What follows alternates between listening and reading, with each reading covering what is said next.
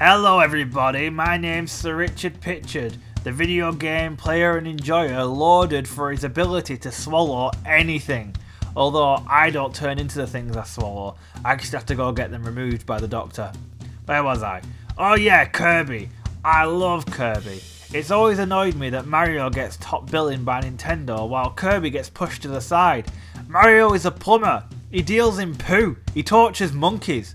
Don't get me wrong, Kirby is not without sin as we'll see, but at least he's cute. Oh, so what are we here for again? Oh yeah, that's right. Grab a Jaeger bomb, inhale it and turn into a massive douchebag because we're doing a drunk retelling of the classic platformer, Kirby's Adventure. The first stage is Vegetable Valley, and you'd expect it to take place in a greengrocer's or have the enemies be angry avocados or salty spring onions, but no, they're just like Wish.com versions of Goombas and the background is just like a generic green or something. Kirby can suck like a champ. I don't mean by that he's a chubby pink escort or anything. He can just inhale his enemies and take on their abilities. Imagine if real life worked like that. Like, if you could inhale Prince Andrew and suddenly gain the ability to never have to sweat or face the consequences of your actions. At the end of each level, there's this special stage where you bounce on this spring pad looking thing and get as high as possible. I'm shite at it though. It's basically the equivalent of climbing Mario's flagpole at the end of each level. And who doesn't love climbing Mario's flagpole? Princess Peach sure does. There's special levels in between and oh, get in, it's a crane game. Alright, got it. Alright, this time, okay, I've got it this time. Got the bugger, alright. Come on. Come on. Come on. Yes. Yes. Yes. Yes. Yes. Get in, yes. Wait, did Kirby just win a plushie of himself? Bit narcissistic, innit? Don't swallow yourself, mate, you'll turn into an arsehole. We crash a star and suddenly it goes all Gears of War-y. No, I don't mean by that Kirby turns into a giant baked potato and becomes completely detestable. I just mean the levels look a bit brown and dull. Mini-boss time and it's Poppy Bro. He hops about in a Christmas hat throwing bombs at us like a more efficient version of Krampus. Well, how do you like fire, Krampus? Yeah, that's right, take it right in the grundle. So this game has some awesome powers such as Fireball. It allows you to charge at enemies, destroying anything in your fuck. Next mini-boss is Mr. Frosty, who's like a weird seal man who Nintendo saw fit to bless with a giant booty. His booty is not fire retardant though, and it melts like an ice cube in a microwave. Final boss of Vegetable Valley, and it's a tree. Alright, the strategy here is, he poofed me to death. Why is it a tree anyway? It should be like a giant broccoli. So we suck up its fruit and spit them back at him before he cries like a bitch, and Kirby splits himself into 3 in celebration. Wait, what? How does he do this? What even is Kirby? Ice Cream Island now, and not a 69 in sight. Did I say 69? Sorry, I meant Magnum. Why call the level Ice Cream Island if you're not even going to have a tub of Ben & Jerry's in the background? You know what, I'm starting to think Kirby isn't the good guy here. I mean, look at this little waddle-doo, floating about minding his own business when Kirby flattens him without remorse. He's like a little pink Ted Bundy. Oh yeah, look at this bit. Kirby's not satisfied just sucking off Cappy's hat. He has to eat him as well. You know what, he's not Ted Bundy, he's Jeffrey Dahmer. Second special stage and it's the egg catcher. For some reason Kirby is in a wrestling ring trying to stuff as many eggs in his mouth as possible while avoiding bombs and... Oh Kirby, no. Wait, what? F*** you, King Dedede! Next is a mini-boss. It looks like a vinyl record who's come to life to seek revenge on a world that's deemed it obsolete. Kirby is actually quite a forgiving game, because you can float, meaning you'd have to be pretty stupid to fall down a... Meta Knight shows up and sets his cronies on us. Come face me, you coward, I'll bite your legs off. Not all power-ups in this game are any good. I mean, look at Rock Kirby. He turns into a lump of hard shite and does naff all. It's as useless as a Waddle Dee bodyguard. Next mini-boss and it's Mr. TikTok, who records videos of himself being an insufferable not really. He chucks musical notes at us which we spit back. Killed by music. I mean, I do get a nosebleed if I hear or see Harry Styles, so I guess. Final boss of this stage, Paint Roller jumps about, bringing his drawings to life, and we spit them back at him like a grim metaphor for consumerism and criticism, or something, I don't know. What I do know is that Kirby is an Ian Brady level psychopath who dances on the graves of his enemies. Butter Building is next, and oh my god, what the hell is going on? Did Kirby just get terror attacked? Who knew he was such a controversial figure? Right, where is the butter, Kirby? Unless this building behind us is slathered in butter. If that's the case, then after a day in the sun it's gonna smell worse than Johnny Depp's bedroom after leaving Amber Heard alone in there.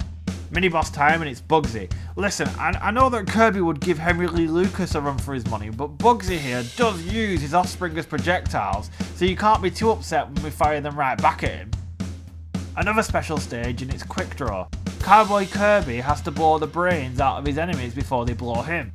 Unfortunately, this monkey is just too quick for us and we get smashed into the dirt like a tent peg. Next mini-boss is Bonkers. No, he's not mentally ill, he just swings a hammer around and throws coconuts at us. Oh wait, maybe he is mentally ill, I don't know. Egg Catcher, again, but this time we win. Oh my god, did these chicks hatch out of Kirby's tummy? He really is Lovecraftian, isn't he? Final boss of Butter Building and it's Mr. Shine and Mr. Bright. Kirby is going to swallow the sun and the moon, bringing on Ragnarok and the end of the world. Who knew that our destruction would come at the little pink nubs of a pom-pom? Chilling.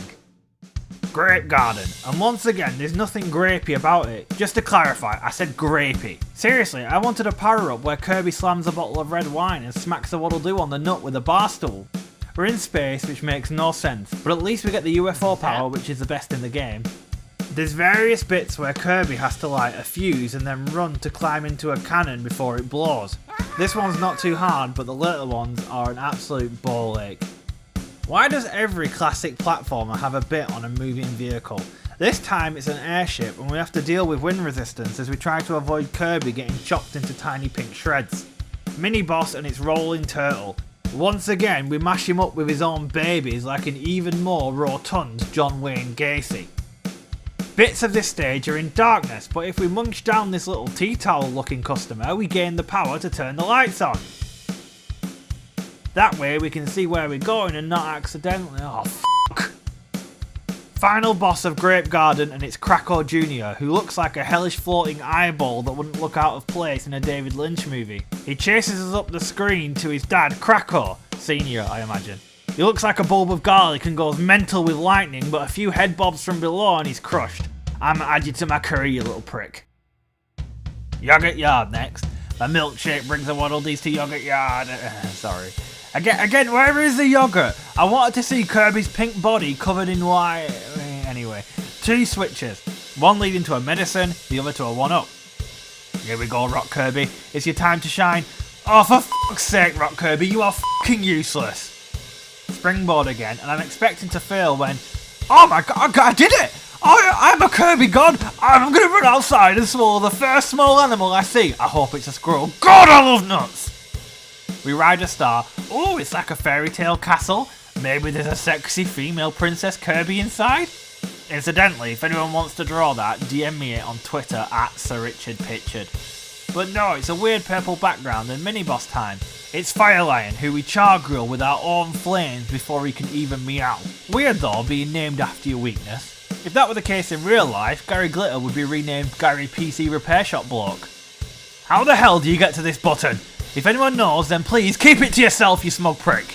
Final boss of Yogurt Yard is Heavy Mole. He digs through the earth, swinging his noodle arms around like the taller, skinny, crazy frog bro, and we have to avoid getting squished by the scenery. But other than that, it's a piece of piss, to be honest. This stage is called Orange Ocean, and at least it has a slightly orange hue, although I'd say it's more yellowy, like it's jaundiced or something. This cannon bit took bloody ages and was a pain in the arse, but it was worth it to see Kirby squished in the cannon at the end like a tiny boiled egg. Wait, well, one sec, we're in space now, and am I blacking out? What has this got to do with orange? And now we're in a castle, what? You know what, I think I might have had enough White Ace for now, I think. It's Meta Knight again, and this time he fights us. He gives us a hard sword and we pound them against each other until Kirby eventually thrusts into him and we win the day. God, I am hard as a Dickens right now. Rainbow Resort. Oh, sorry about that, ladies and gentlemen. Little burp there. You know a burp, don't you? Like a vomit burp. God, this white ace is rank. This is a boss rush level where we climb the tower fighting a selection of bosses we've killed before.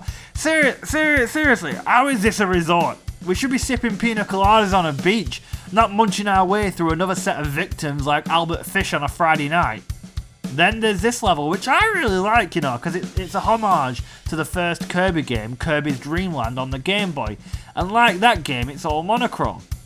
I like how Kirby is the only thing in colour. It reminds me of the little red dress girl in Schindler's List, only like a little less tragic and maybe that's not the best comparison to make.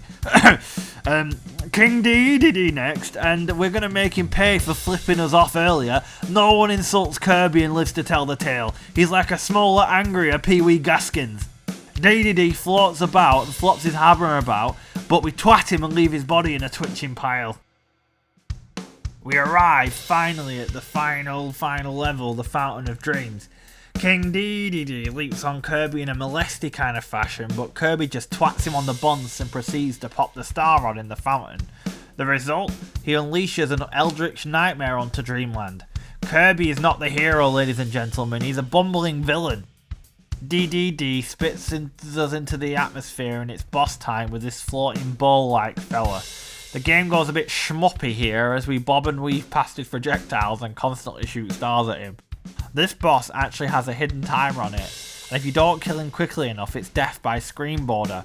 Kirby deserves a more fitting death, like electric chair or hanging or something. Anyway, after beating it, we ride another star to the final boss, who looks like he'd be more at home in Castlevania than Kirby. He swings about theatrically, but he's no match for one little pink boy. Oh, finally, some story! Kirby fought to find the Star Rod, but King Dedede did not mean any harm. Bad dreams had invaded Dreamland. A nightmare came to the Dream Spring and tried to cause pain to the people.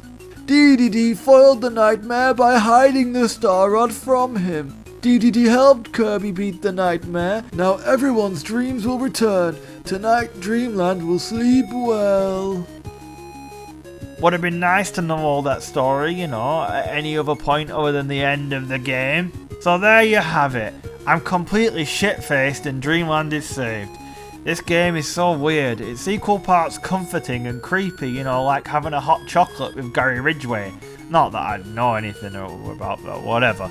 I think I'm going to have a sleep myself now and hope Kirby has gotten rid of my nightmares once and for all. No waking up crying covered in urine for Sir Richard Pritchard anymore.